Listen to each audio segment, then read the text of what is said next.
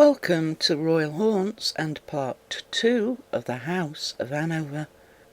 George III came to the throne as grandson and heir apparent to George II, but unlike George I and II, George III was born in England and English was his first language. George III also became Elector of Hanover, a place that he never visited. In 1814, Hanover changed from a principality to a monarchy, making George King of Hanover. The last monarch was George V, the grandson of George III, until Hanover was conquered by Prussia in 1946, which merged with smaller states to become Lower Saxony.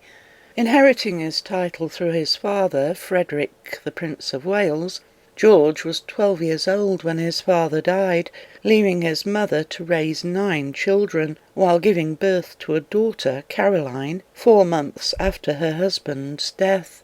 There was no love lost between George II and Prince Frederick, who formed his own court, with those currying favour to who was one day expected to be king.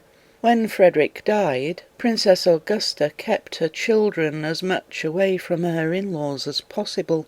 When George II offered his grandson his own home and an allowance fit for a Prince of Wales, it was turned down, not wishing to be in debt to his grandfather, or where he could be influenced by his father's family. However, Augusta was young, being only 31 years of age when Prince Frederick died, and she soon came under the influence of her son's tutor, John Stuart, the 3rd Earl of Bute. There was rumours that the couple were having an affair, with Bute having his own agenda, as Augusta was set to be regent for her son, if George II should have died while his grandson was still of a young age. The rumours turned to allegations which marred Augusta's reputation that went with her to the grave. George married Sophia Charlotte less than 11 months into his reign, with a coronation for both 1 week later, where she became Queen Charlotte. This marriage produced 2 kings until the mantle fell to the only grandchild, Victoria, who so ended the Hanover line. For many, George III would have been the only king they knew. He was 22 years old, a refreshing change after his grandfather, who was aged 44 on his accession, reigning for 33 years. The Jacobites no longer being a threat, there was another enemy to contend with. Europe watched as the people of France went on a scourge, overthrowing Louis XVI and his queen, Marie Antoinette. And like England, which after the execution of Charles I found a need for a head of state, bringing power to Oliver Cromwell, so France found a military leader in Napoleon Bonaparte. France then declared war on its neighbours, who quickly formed alliances to fight off the French armies. In the Napoleonic wars that followed, there seemed to be no stopping the French, as Austria, Prussia, Spain, Russia, and the Ottoman Empire fell under its might. By 1800, the only country left undefeated was Great Britain. It was Horatio Nelson at the Battle of Trafalgar that gave Britain the upper hand. During this time the king became ill, but rallying, managed to bully Parliament to the point of open conflict, mainly on the Catholic matter.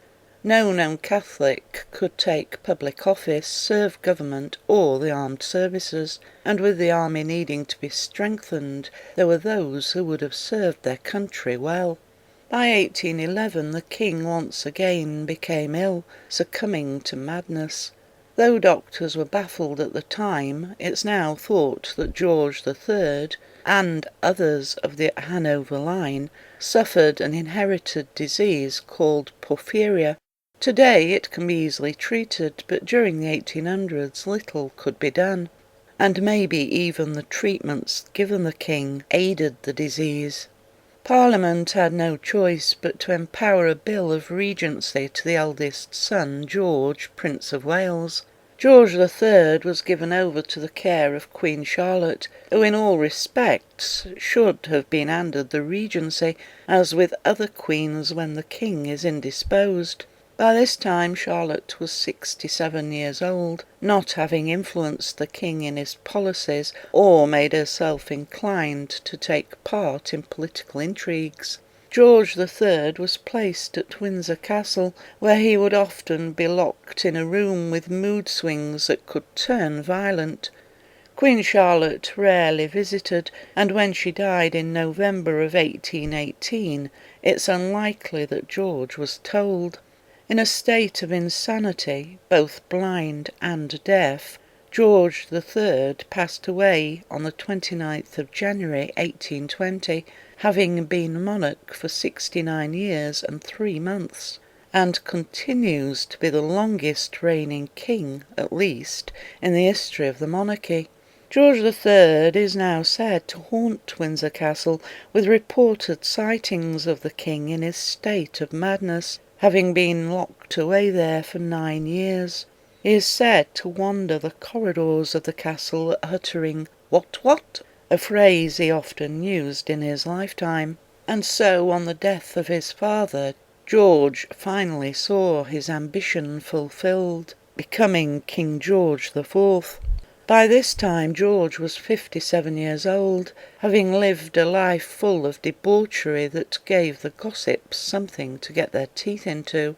While still the Prince of Wales, at the age of 23, George had undertaken a marriage that he surely knew was not legal or binding, as he would never have been given the consent of his father or Parliament to condone a marriage with Mrs. Fitzherbert, as she became known, as being a Catholic made her exempt from becoming queen.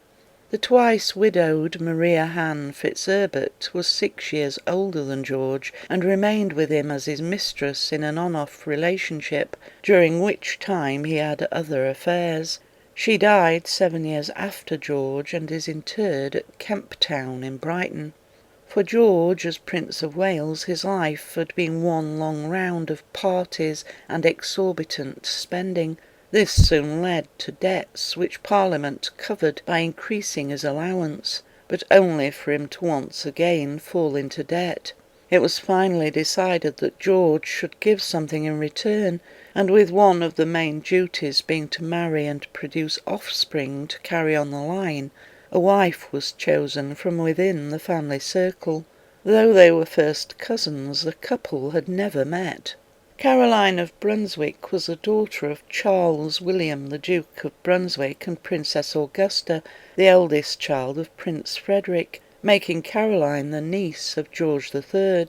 George was still very much smitten with Mrs. Fitzherbert, who saw herself as his true wife, and it's unlikely that Caroline realised what she was letting herself in for. Caroline was 1 month off her 27th birthday when she married George, who by this time was 32 years old, with the years of elaborate dining showing on his girth. Neither was impressed with one another, and with interference from George's mistresses, it meant for a very unhappy life. There are no known illegitimate children of George, and some think it a miracle that Caroline should have fallen pregnant so early in the marriage, that rumours persist that Caroline's child was in fact fathered by George III. George and Caroline went their separate ways, as Caroline was effectively exiled, with George battling to keep her away from their daughter. The succession looked set, with George's daughter, Princess Charlotte, who would have been the last of the House of Hanover. But then tragedy struck. Having married Prince Leopold, the marriage only lasted 18 months, as Charlotte gave birth to a stillborn son. Her condition went unmonitored, and she died several hours later. It was obvious that George wasn't going to restore his marriage or look to remarry. That was if any suitable bride would have had him after the treatment of his wife and the stories of his wild parties. When George IV came to the throne in 1820, having the most expensive coronation ever, not much really changed, as he had taken on the role of regent 9 years previously. But he had gained weight, looking bloated, a thing the news sheets enjoyed, making fun of him in the form of cartoons. the laws becoming so lax that under other monarchs would have found the perpetrator convicted and sentenced to death for being a traitor. George the Fourth also suffered from the madness of porphyria, as well as becoming addicted to laudanum. He sought seclusion at Windsor Castle, rarely being seen or attending any social affairs, and after 10 years and 5 months of his official reign, George passed away, leaving the thrones of both Great Britain and Hanover to his next youngest surviving brother, William. During his regency, George commissioned John Nash to transform the Marine Pavilion in Brighton, taking 8 years to turn it into the most expensive palace of fantasy. Known today as a Brighton Pavilion, it can be seen to be based upon the Taj Mahal, and inside the rooms still hold some of the opulence where no expense was spared. William IV often stayed at the pavilion, but Queen Victoria was not as comfortable with the luxury that had cost her subjects. She sold the pavilion to the town of Brighton, removing many of the furnishings and fittings to be used at other royal houses. With a restoration programme in progress, the Brighton Pavilion is now open to the public with a museum, tea rooms and facilities to hold wedding ceremonies. But it is also the haunt of George the Fourth, who is said to return to his beloved palace, still in his bloated state, suffering the gout as he did in life. His form has been seen in the underground passages that lead to what was once the stables, and another tunnel leading to the Druid's Head pub.